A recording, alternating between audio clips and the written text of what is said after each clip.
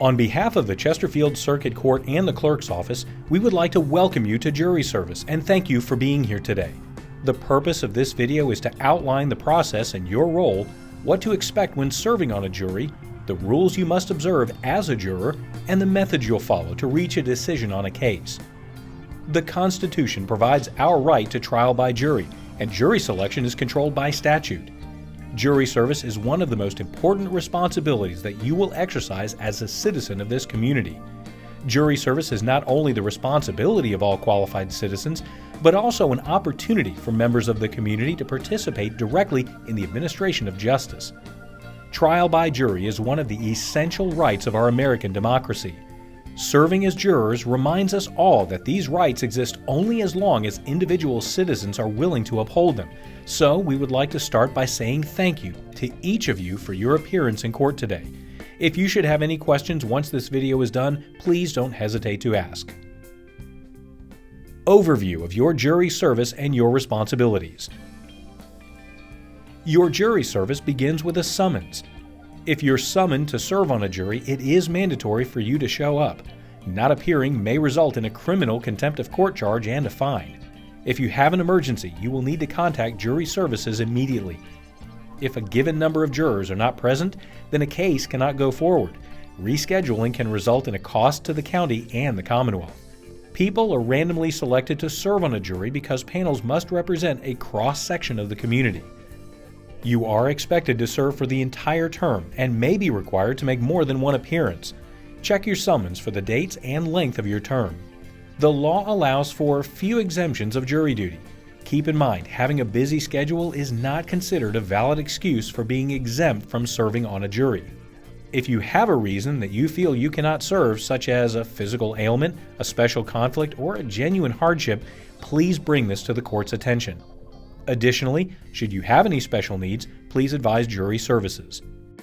Jury trials typically last one day. However, there may be occasions where a trial could last longer or even several days. Please plan accordingly. The judge will determine when breaks and lunchtime occur. Please listen closely to the judge's instructions so the case can promptly resume without delays. There is a possibility you may not sit on a jury even after you report. Sometimes the case is settled just a few moments before the trial begins. Your very presence encourages parties to settle without going into court. So even though several trials are scheduled for a certain day, the court does not know until later that morning how many will go to trial. Regardless of whether or not you're selected, please be sure to follow the instructions provided to you on your jury summons and the jury office regarding future service dates. You will be reimbursed each day you must report for jury duty. The amount is set by the state legislature. Many organizations continue to pay wages while their employees serve on a jury. You cannot be fired, demoted, or penalized for being called to jury service. Check with your employer for what their policy may require. The types of jury trials. You may be asked to serve on either a civil case or a criminal case. There are two kinds of criminal offenses, felonies and misdemeanors. In a misdemeanor case, 7 jurors are usually selected to hear the case. In felony cases, 12 jurors are usually selected to hear the case. In a civil case, depending on the amount of damages claimed, 5 or 7 jurors will be selected to hear the case. Depending on the severity of the case, sometimes additional jurors will be chosen. The trial proceedings. The individuals you may see in a courtroom consist of the judge. The role of the judge in a jury trial is to be the decision maker as to legal issues. Attorneys. In civil cases, there's a plaintiff and a defendant. They may each be represented by attorneys, or they may choose to represent themselves. In criminal cases, there is a defendant and an attorney who represent the Commonwealth or the county, depending on the type of case. Courtroom clerk. The courtroom clerk assists the judge, assembles the jurors, and oversees admitted evidence. Court reporter. The circuit court is a court of record. Therefore, the court reporter is responsible for transcribing the entire court proceedings. Bailiff. The bailiff is responsible for providing security and maintaining proper order. A typical jury trial consists of 6 main phases: selecting the jury panel, opening statements, witness testimony and cross-examination, closing arguments, jury instructions, jury deliberation, and verdict. Not everyone will be selected to be on a jury. The process of selecting a jury is called voir dire. The purpose of jury voir dire is to ascertain whether any juror has any interest or bias in the case. During this process, the judge and attorneys will ask the potential jurors questions in order to select appropriate jurors for the case. To ensure a fair trial, it's extremely important for you to provide honest information at this time. If you feel your answer is too personal to share in open court, you may request to speak privately to the judge and attorneys.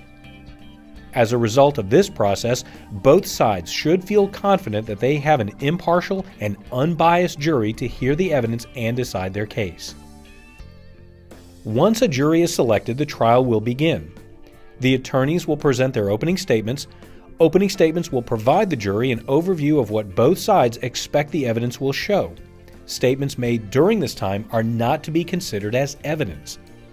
After opening statements, each side will have an opportunity to provide evidence to support their case, which may include the examination and cross-examination of witnesses. Sometimes during testimony, an attorney may object. When the attorneys do not feel like their discussions are appropriate to have in open court, such as to discuss points of law or whether certain evidence should be admitted, the judge will permit the attorneys to approach the bench to discuss the matter privately. During this time, the judge may ask the jurors to leave the courtroom so that the judge can discuss the matter in open court. The purpose of these discussions is to make sure the jury hears only evidence that is legally valid before making its decision. Similar to opening statements, the closing arguments offer the attorneys a chance to summarize the case. This is the final chance for the attorneys to address the jury prior to deliberations. After closing arguments, the judge will give the jury instructions of law before they begin deliberations. These are a set of legal standards the jury will need to decide. Jurors must accept and follow the law as instructed by the judge, even though they may have a different idea about what the law is or ought to be. After receiving instruction from the judge, the jurors, as a group, consider the case through a process called deliberation. Deliberation is the first opportunity for the jury to discuss the case. Once deliberation begins, the first thing the jurors need to do is elect one member of the jury to be the foreperson. This person will lead the deliberation and ensure that the discussions remain orderly. If there is a question, the foreperson should write it down and give it to the bailiff, who will then take it to the judge. During deliberations, speak freely and keep an open mind. Listen to the opinions and point of views of the other jurors, but make your own decision. Do not be intimidated into agreement. However, to reach a unanimous decision, some jurors may have to change their opinion. In both civil and criminal cases, a jury decision must be unanimous. If the jury cannot agree, then the judge must declare a mistrial. Once the jury reaches a verdict, the jury foreperson informs the bailiff will notify the judge, the court will reconvene, and the verdict is read in open court. Fairness to the parties in all cases requires that jurors follow these rules. It is important to avoid all forms of media during your jury service, which may influence or adversely affect your decision. This includes newspaper and print media, television, radio, all social media platforms which may discuss issues related to the case proceedings. During your time as a juror, avoid publicly sharing or commenting on any of the information regarding cases you may hear. Avoid discussing the case with anyone, including family members and fellow jury members, until the case is concluded. If anyone tries to discuss the case with you, notify the judge immediately. Follow instructions by the judge or other court personnel regarding the media, and immediately report unauthorized use of the internet or social media to the judge or authorized court personnel. Finally, you should be aware that all attorneys in a jury case are provided with complete lists of jurors, their employers, their occupation, and date of birth, allowing them to do proper juror research.